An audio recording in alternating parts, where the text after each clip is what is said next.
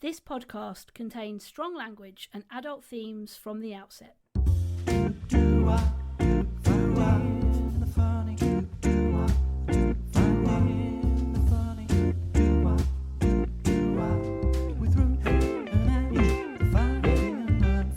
Ange, Patois. I have got a question for you. What is your favourite smell? Sun cream. Straight away, I knew that. Sun Straight cream. away. And is that because you feel instantly transported I do, yeah. to the beach? You know, I can be sat at my desk having an absolute dog shit day. Yeah. I whiff a bit of sun cream, Bam. and I'm lying on a beach somewhere, Bam. lathered in it, You with are a right cocktail to one hand, living my best life. there. Yeah. I mean, That is a good one, actually. what's yours then? Probably a roast dinner cooking.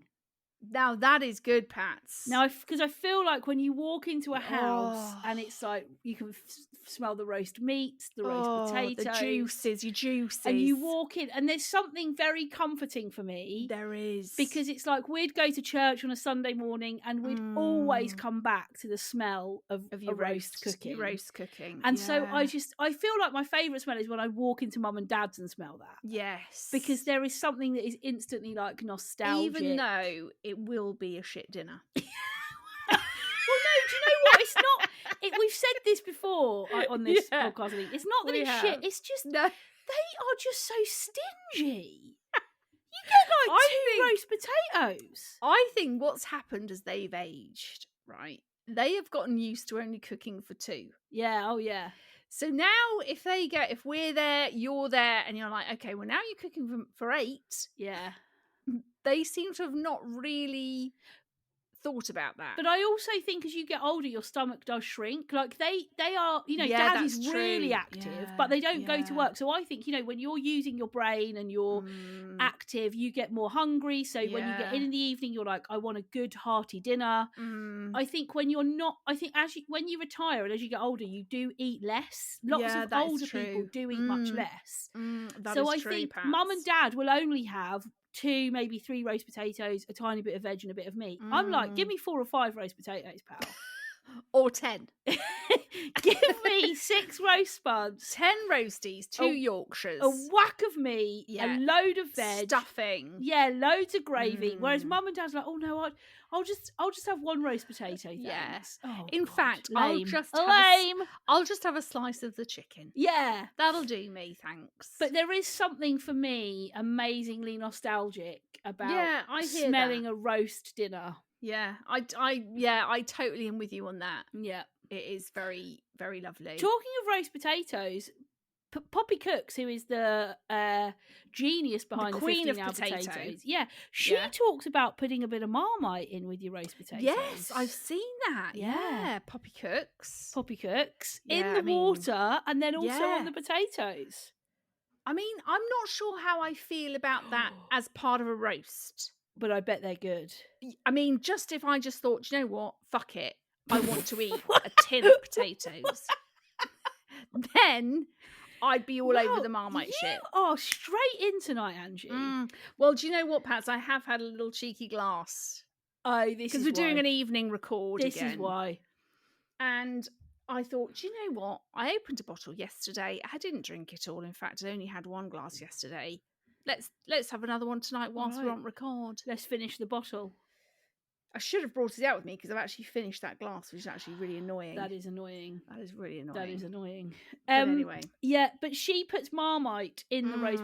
Talking of roast potatoes, we went to Derby this weekend, just gone to see our pals. Derby. Went to Derby. And we had a roast on the Saturday night when we got there. And I was in charge of roast potatoes. Right. And their 10-year-old girl, who doesn't really like roast potatoes, said, oh my God, Mummy. I don't think she said, oh my God. I think she said, oh my Mummy. God. I think she said, oh, Mummy, when you do roast potatoes, if you do them like that, I'll eat them. Now, that is high praise indeed. Everyone loved them. Did you do the bash? Did you do the bashings? I do. I add flour as well. I know you do. Yes, you do. You put your flour in, don't you? Yeah. You do your flowers, yeah. Now, talking about Marmite. Yes. Obviously, we had quite a chat about Marmite. We did. As of the last week. Yeah. And I think there's a mixed bag on your theory. That's what my findings have been the exact same. Yes. Exact same. Some people have gone, yeah, I had it as a child. Now I love it. I've given it to my kids. They love it. Yeah. But then we've also had a few messages of people saying, I love it. Gave it to my children. They hate it. Yeah. And there's also been people who have said, I had it as a kid and now I hate it. I've had a few of those. Yeah. I had a message from, it's actually one of my pals, actually. Oh, yeah. Cesar Moore. Shout out to Cesar Moore. She's down under. She said, just a quick hello and to say, long live Marmite. We've had a shortage over here in Western Australia, so just stocked up in Tesco when I was back in the UK last month. I was given Marmite as a child, but then so were my 2 kids, and they don't like it. They prefer the old Vegemite. Right. She also then says, thanks, Ange, for the Philadelphia and Marmite on rice crackers suggestion. That's been my lunch for the last 3 days. Right. So I actually feel like we got a response on the Marmite, but also a lover of my heavily into. Well, there's been quite a few people that have been heavily into. Yes. The rice cracker, Marmite rice cracker and Philadelphia mashup. Yeah. Yeah, big time. It's gone down a storm. I feel like I'm actually an influencer now. Do you? I do. Yeah. People have been heavily influenced. Yes, I feel like this is what it must feel like when you kind of reach those echelons. Now, we should say, talking of influence, we've got no Rossi this week. No, we haven't. No, Rossi's he's backed up.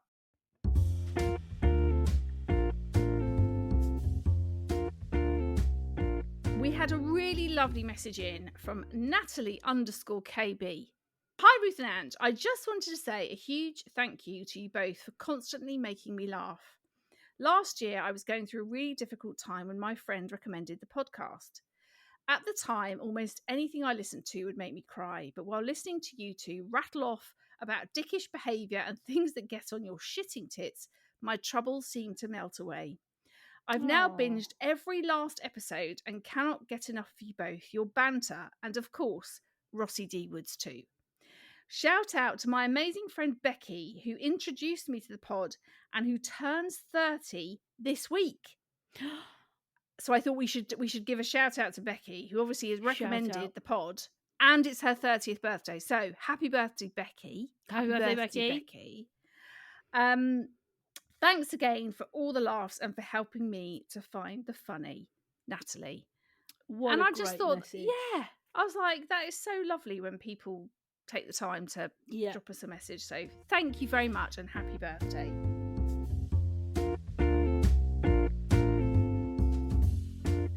Angie. Patois. Let's talk about Skin and Me. Oh, mate. I am really, really excited for this. Yeah. So for those of the people that don't know, Skin and Me is a personalised blend of powerful active ingredients that delivers results. Your treatment will evolve over time, working to achieve your skin goals from clearing acne, pigmentation, reducing fine lines and wrinkles, and more. But the most amazing thing about this is the skincare treatment is put together by a team of dermatologists. Now, I have recently taken their little, it's not a quiz. What would you call it? It's like a skincare test, isn't it? It's good. It is very good. Yeah. It's very, and you know what? I mean, you know, as you know, Pats, as a lot of the listeners know, I'm not the world's best when it comes to this stuff. No. So, but it was very straightforward, and it actually really made me think about how I feel about my skin. What do I like about it? What do I wish was different? And so you kind of take this personalized questionnaire type thing about your skin. You have to upload some photos, which was interesting. Yeah. And then basically they will send you a tailored, personalized skin applicator, which I am very excited about because it looks so easy to use. The other great thing about it is that the Daily Doser gives you the exact amount of product, and it even has your name on it. Yeah, that's what I like. But aside from that, Skin and Me also offer additional moisturiser and cleanser products, which would also be tailored to your skin type. Oh, and if you're interested, all of their products are sustainable, vegan and cruelty-free. Amazing. Now, if you are interested like me, you can get your first month for just £3.50 with the code skinandme/funny. This would normally be £24.99 per month, but you can reformulate your solution at any time for free as your skin evolves, and this is subject to dermatological assessment. So one more time, you need to go to www.skinandme.com/funny to get your first month for just £3.50.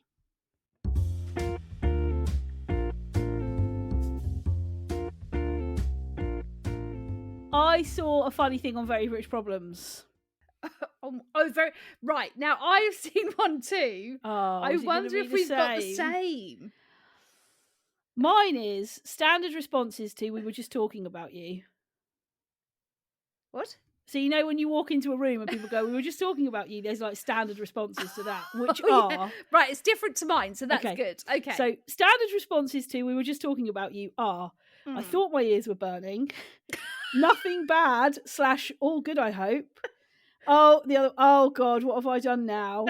"Whatever they've said is not true." "Oh, this doesn't sound good." "Oh dear." "I deny all accusations." Oh yeah? What is it about that being the list? We've just been talking about you. "Oh God, I didn't do it. I promise I didn't do it." Was it all good? Yeah. Was it all good, Tanya? It is always the same, isn't it? Yeah. Yeah, but what do you say to, like, someone says, "I'll be talking about you, Ange"? I'd say, of course you were. I'm the best subject you could talk about.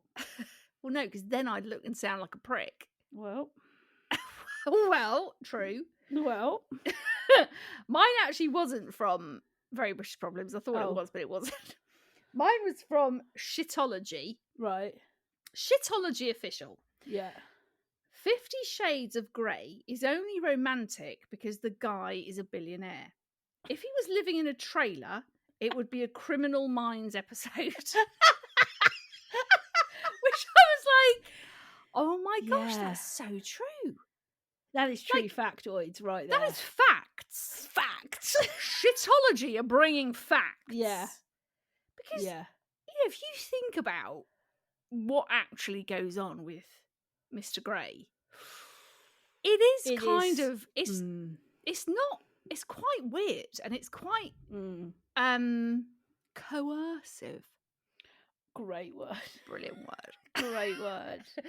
You know, and you sort of think, great, if that was some guy in a trailer with zero cash, it would not be the same story. No. Everybody would be like, this is wrong. Yeah. This shit is wrong. I don't think it would be called 50 Shades of Grey either. It would be 50 Shades of Disgusting. No, what's his name? What's Mr. Grey's first name? Oh, I don't know. Oh. 50 Shades of Dave. It would be something like Mr. Grey's a psychopath. Something like that, wouldn't it? 50 Shades of Psychopath behaviour. 50 Shades of Spotting a Sociopath. 50 Shades of Coercive Behaviour.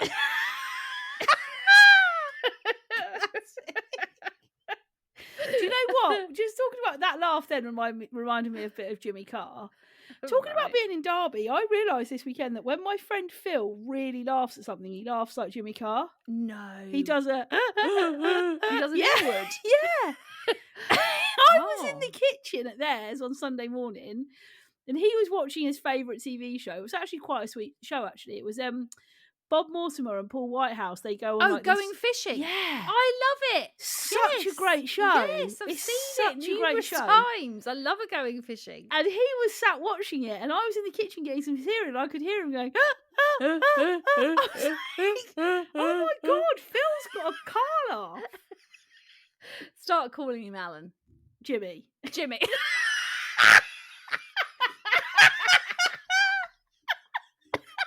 I mean, he's not a raging homosexual. It's fine if he was, but it would be weird if I started calling him Alan when he laughs like Jimmy. I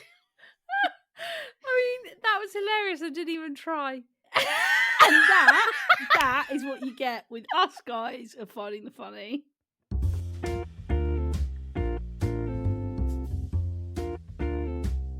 Ange, what has been getting on your shitting tits?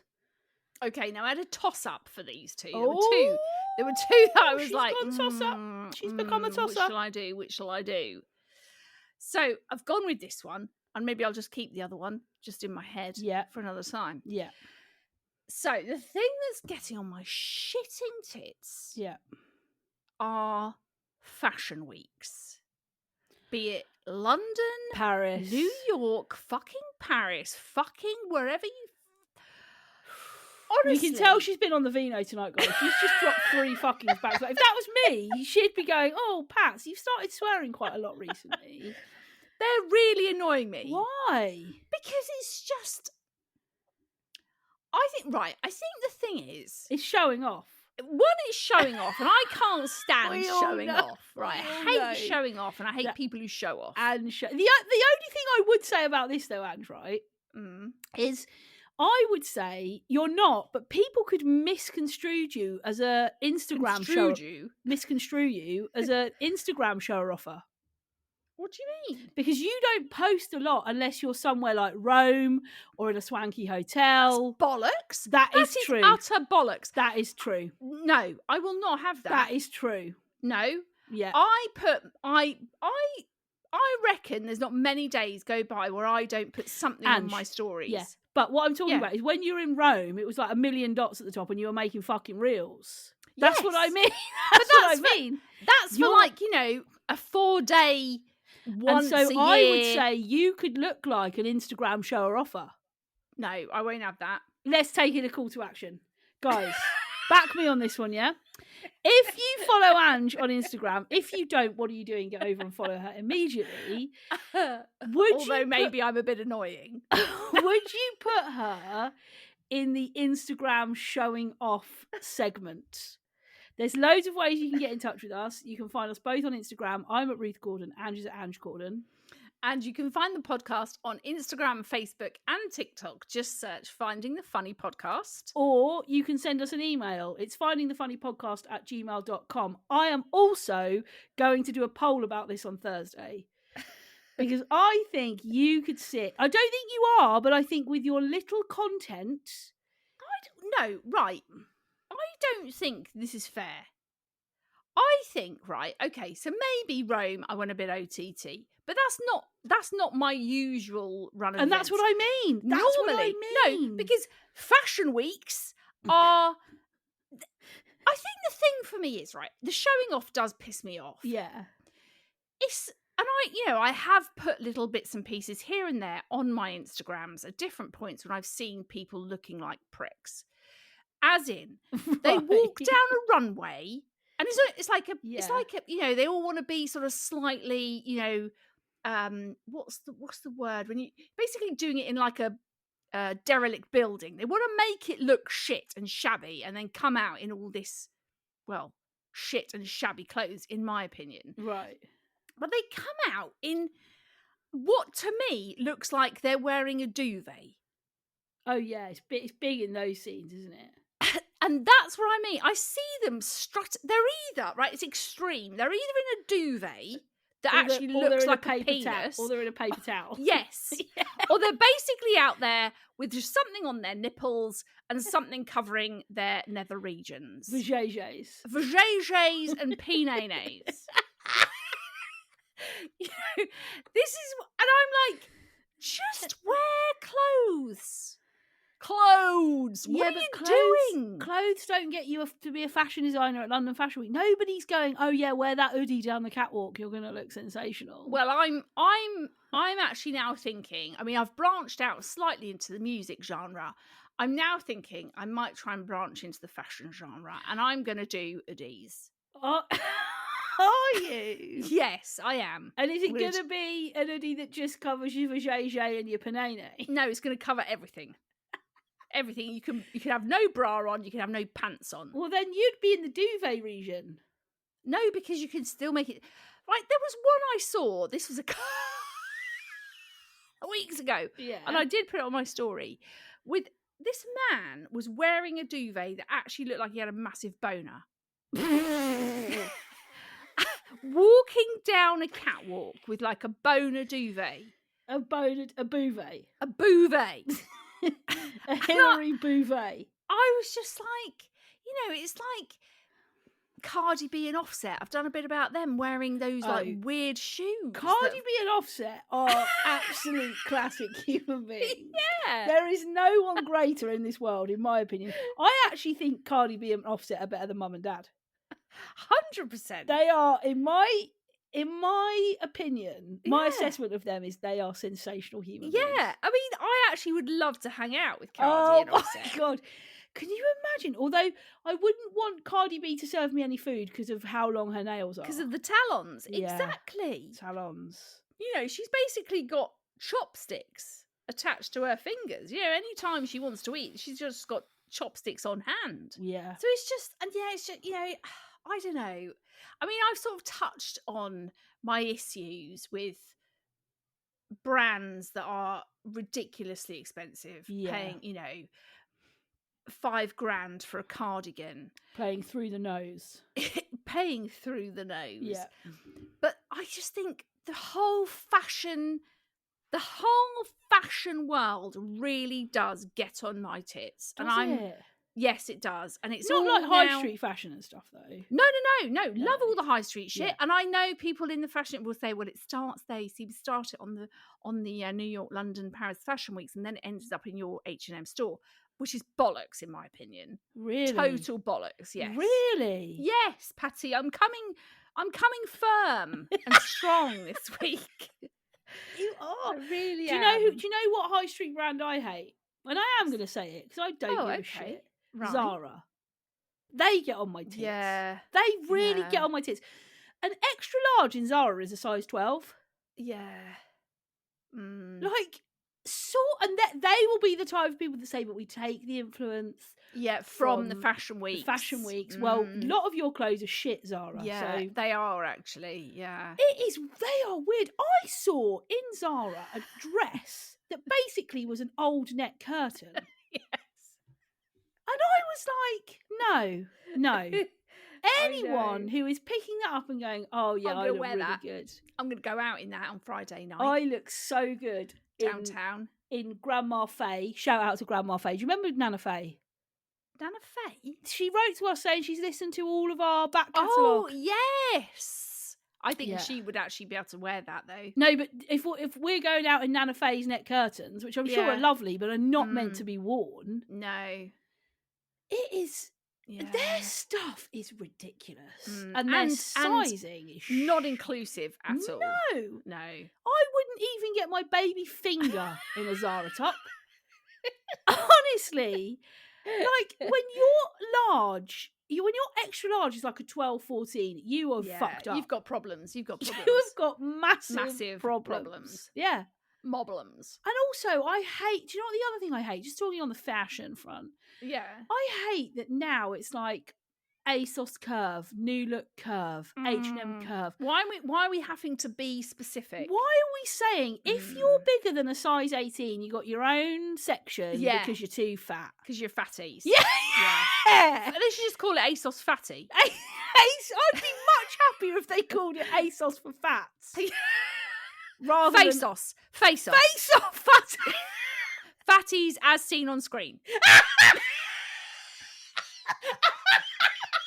Now that is what I'm concerned about. Why can't we just make sizes in one range up to 24, up to 26, up to 30? Well, do you know why I love, and this is why I love Khloe Kardashian. Right. Because her brand, Good American, she is a firm believer in, even though, I kind of like, okay, well, you were a fatty and now she was a fatty. She was.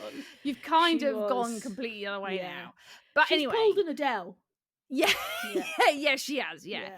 But she does, with her brand, Good American, she is very clear that there is no segregation of sizes. There's no plus size. There's no curve. There's no fatty. No. It is literally, 0 to 30. Yeah, good. Or whatever. Good. And I totally agree. That's how it should be. Yeah. Why do we have to have this separating? And that also comes from fashion weeks. Exactly. Because the lack of inclusivity at fashion weeks is disgusting. It's shocking. I haven't seen a single fatty on the catwalk. I haven't seen a single fat walk in any of the fashion weeks. Let's start our own. Shall we? We can have our own fatty fashion week. Yeah. And that's why, like we said last week, that's why Lizzo's performance at the Brits was so important. Totally. Because to see plus-size dancers dancing really well, doing amazing moves, was incredible. And she's the only artist I can think of forever, really, that has not had a backing of loads of, stick-thin dancers. Yeah, totally agree. Yeah. Yeah, well, let's start off New York Fat Week. Yeah, New York Fat Week. And it's basically a load of fatties in hoodies. Yes. Walking down the catwalk with on the front of their hoodie it says "Fuck you, Zara." And let's see if that gets lifted. And put into your high streets. Yeah, exactly. Yeah, exactly. Good tits, that Ange. Good tits.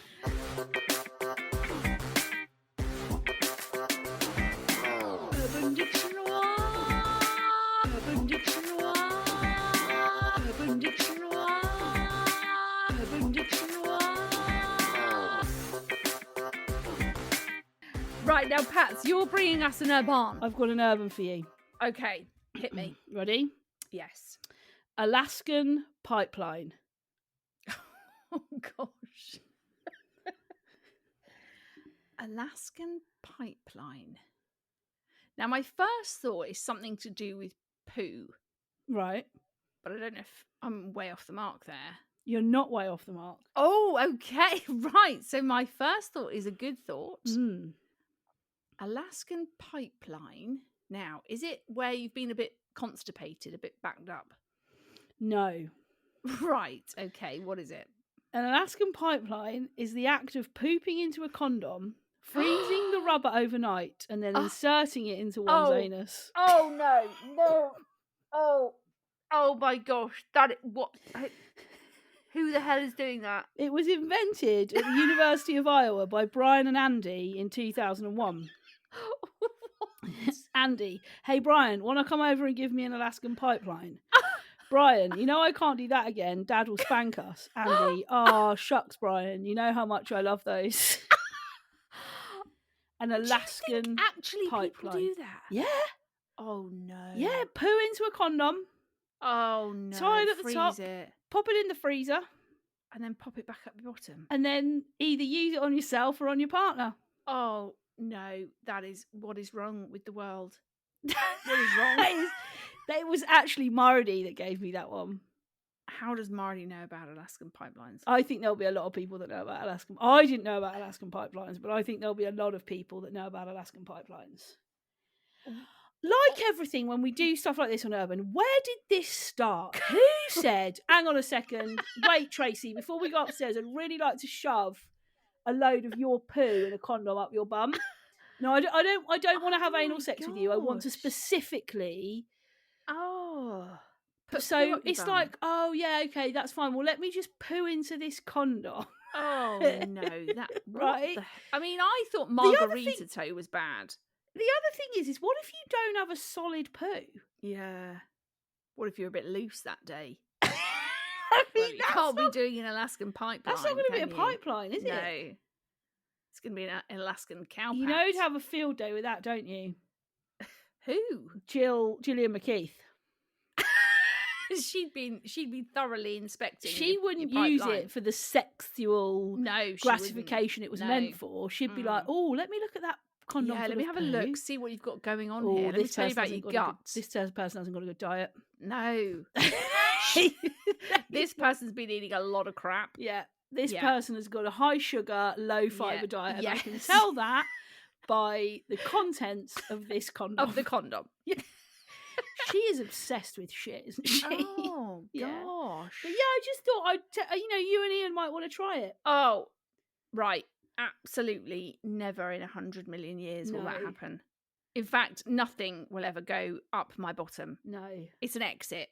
What about a suppository? Well, yeah, obviously for medical reasons. Medical reasons. Medical purposes. Would you ever have a colonoscopy? Colonoscopy. Colonoscopy. Colonoscopy.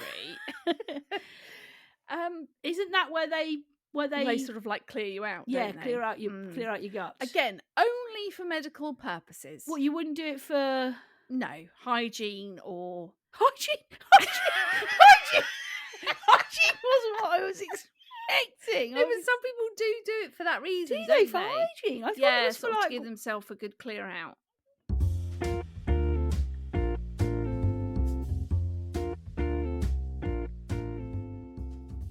We had a message in. This person would like to be anonymous, and it sort of fits a little bit into our dilemma section, I suppose. And it was really to do with something I spoke about in a historical episode, which was that Marty, aka Matthew, my husband, is a ex-drug user. So Matthew has been clean now for, it'll be 7 years this year. Mm-hmm. And somebody messaged us to say that the story that I told really struck a chord with her, because her partner of 6 years was a recreational drug user before they met. Mm-hmm. This woman was very clear from the start that she didn't like drugs. It wasn't for her, and as a result, it took quite a long time for their relationship to get off the ground. But they managed it, and it was all great. She then goes on to say that 3 years in, she actually found some cocaine in his wallet, and to say that she felt betrayed would be an understatement, I think. He said that it was just a one-off, and he was really sorry. He said that he'd been under lots of stress. She put it behind her, and they carried on. And then she goes on to say that in the last few weeks, things weren't just adding up. And she asked him to actually take a drug test. He agreed to do that, and it turns out that for the whole 6 years he's been doing cocaine without her knowing. He says that it's not a habit, it's just something that he does occasionally. He doesn't do it a lot. He's promised he'll do weekly tests, and won't take it because he's scared of losing her.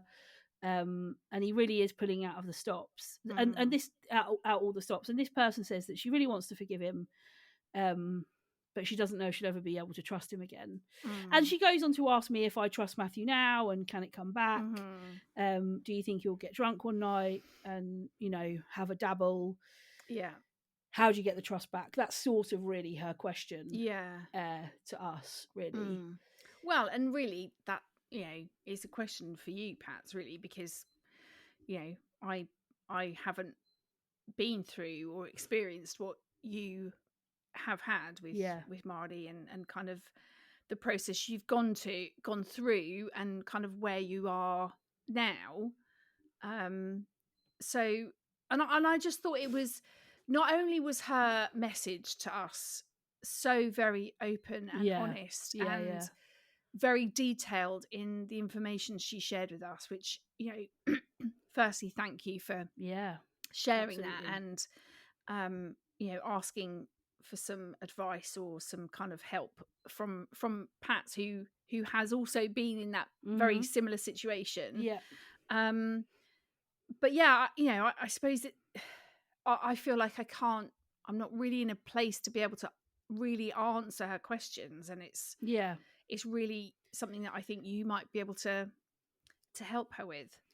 So I think for me, I didn't do drugs tests with Matthew. Matthew, if you don't know, Matthew went to Narcotics Anonymous, and that's how he got himself clean, and that really dealt with the top level drug addiction, really. And then he's been in therapy since, because there's always an underlying cause. There's always something else. Drug abuse is often a self-medication for lots and lots of different things. Not always, but it's often people trying to medicate mental health problems that they haven't managed to, own up to or really tackle. And so we didn't go down the drug testing route. I put a tracker on Matthew's phone, and that was something that I rang a brilliant organisation actually called Drug Fam, which have a helpline, and they also do groups in local areas, and they're absolutely brilliant. And I remember phoning this Drug Fam helpline one day, and this amazing guy, I'll never forget him, this guy called Martin, picked up the phone, and I just burst into tears, and I was like, it's come out 2 days ago that my husband, he wasn't my husband at the time, but my partner is a drug user, and he was my husband. He was, he was my husband. Yeah, he was. My husband's been a secret drug user, and I don't know what to do. I feel like I have to babysit him all the time. I don't know how I'm ever going to trust him again. And he said, look, what lots of couples do in this situation is they put a tracker on their partner's phone so that they can see if they're going to groups or where they are or what they're doing. And we did go down that route. We had a tracker for a number of years, and I think that probably helped Matthew to know that I could see where he was. It was accountability for him as well. He lost his cash card, so Matthew didn't have his cash card for nearly 12 months. And again, that was because it was too easy to go and get money out of the bank account. And, unless I was checking our bank every 5 minutes, it was too easy for him to have access to that disposable income. And he gave over his card and said, I've got to get better, and I don't want this for my life anymore. But in terms of how do you get the trust back, I think for me, I really clearly just said to Matthew, there will be an end of my rope at some point. And if you want to risk that and you want to play around with that, then carry on. Yeah. But if it comes out again, now it might not be the next time, it might not be the time after, it might, it's like people who I suppose who are serial cheaters in relationships. It's not dissimilar, because you can't babysit someone. Your partner can't do drugs tests for the rest of his life. You just like there Matthew, has to come a point. Yeah, and just like I couldn't withhold Matthew's cash card or have a tracker on his phone for the rest of his life. And very early days, I didn't know how I would ever trust Matthew again. It felt like I would never get to the stage where I would feel okay with it. And that I would feel okay with him, socializing a lot, being out with friends a lot. But the bottom line is, there is an unspoken rule between Matthew and I that he knows if he did drugs again, it could be the last time I say, I'm out of this. I don't want to be here anymore, and it's over. And I said to him, if you want to play with fire and you want to push me, and you want to see how many times it's going to take for me to walk away, then go right ahead. If you don't, then this stops now, and we don't end up back here again, because who knows, it might be the next time or the next time. So I think in terms of tangible trust, I mean, excuse me, I know now Matthew would have been clean 7 years this year. And I can say, hand on heart, I am 80% sure if he had any even hint or thought of taking drugs, he would come home to me and say, I need to go to an NA group tonight. I just know that he would, because I know that his sobriety and his time clean is way more important to him than picking up a bag of coke or smoking a joint or doing ecstasy or whatever it might be that's put in front of him. And actually his being clean has become less about me and more about him. And his achievement and his ability to look himself in the mirror and say, I did that, and I tackled that demon, and I looked it in the face, and I've worked. And I think the devastation he would feel within himself if he even picked up drugs, let alone used them. And there's been times Matthew has come home to me and said, I don't know why, but I'm going to a group tonight. And I've said, okay, if that's what you need to do, to go and sit with people who understand what it's like to feel that. So I think you will know if your partner is serious. And if he hasn't tried Narcotics Anonymous, I can only say it worked for Matthew. But Matthew, at the start of his getting clean journey, he did 85 meetings in 90 days. And that was really important to him, to go to a meeting nearly every day. to sit with a load of people, to say that he was an addict out loud. Yeah, and to every time you speak at NA, you have to say your name and that you're an addict, and that constant reminder for Matthew. And Matthew had this image in his head of what a drug addict looked like. It was someone with no teeth, who was homeless, who had no money, who was injecting heroin, who was and I said to him really clearly, a drug addict is just somebody who puts drugs before their friends and family and loved ones. It's not somebody that robs off people in the street. No. It's not somebody that's just injecting heroin. It's somebody that says, I'm going to put drugs over and above everything else. Yeah. And that's what you've done. And he went into his first NA meeting saying, I'm not a drug addict. And he came out of it saying to me, I am definitely a drug addict. So, and I suppose for this woman, obviously, she has given us quite a lot of information about it, but I suppose maybe that is a first place for him, is to really kind of look at what the fact that he is an addict, because there was a point in what she said to us where she said, he says, oh, it's, I haven't really done it a lot. It's not a habit. It's not an issue I have. Yeah. But clearly it is. So maybe that's your first port of call, is to actually, talk to him about him actually going and getting some help, whether that be Narcotics Anonymous or any other kind of, maybe for him and for her to maybe connect with what was the Drug Fam. So if you just Google Drug Fam, they've got a helpline that you can ring, and there's often local groups in lots of different areas. Yeah. If he's been doing this for 6 years and has been hiding it, and has been doing it behind your back because he knows the devastation it would cause you, he's got a problem with drugs. And if he isn't prepared, I went to Matthew's first NA group with him, and if I hadn't have gone, he wouldn't have gone in. There's no way. We had a problem finding the entrance. It was all a whole big drama. Yeah. But he would have turned around and gone home. He sat there shaking throughout the whole thing. He didn't know what to do with himself. He didn't know where to look. He didn't know how to function. He just did not know. He was like, I don't fit in here. But he left going, I am an addict. The same as everyone else. And if I don't get this sorted. And what Narcotics Anonymous say is that drug addiction leads to prisons, institutions, and death, not or death, and death. And all of the people in the room say that as they speak some of their kind of fundamental values. And it is that constant reminder that that's the only place you're going to end up. So I think, to sort of summarise and to wrap up, it's hard. It's really hard. It doesn't come back overnight. But I got very, very quickly how serious Matthew was. And I said to him, you have got to pick a treatment route, whether that's specialist drugs therapy, whether that's Narcotics Anonymous, whether it's Cocaine Anonymous, we have got to pick a drug route, and there's no getting out of this. These are my boundaries. This is what I need you to do. I need you to change your number. I need you to tell your mates you're not going to be around for a bit. I need you to have a tracker on your phone. I need you to give me your cash card, and I need you to pick a treatment route. And none of those things are negotiable. None of those things are something I'm going to say you don't have to do. Yeah. And he did it.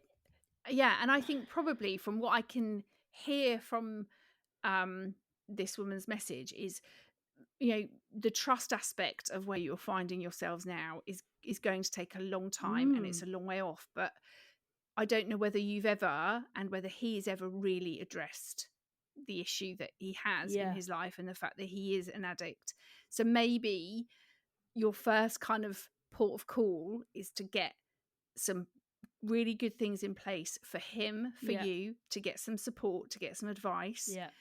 And then you work on those things first, and then you can start to look at your relationship and how you rebuild the trust. Well, look, we've rattled towards the end of another episode. We have, yeah. Bosh! Thanks so much for listening, everyone. Yes, thank you. Love hearing from you. Remember, there's loads of ways you can get in touch. You can find Ange and I both on Instagram. I'm at Ruth Corden. She's at Ange Corden. You can find the podcast on Instagram, Facebook, and TikTok. Just search Finding the Funny Podcast. Or you can send us an email, findingthefunnypodcast@gmail.com. But Ange and I will be back with you next week, helping you to find more of the funny.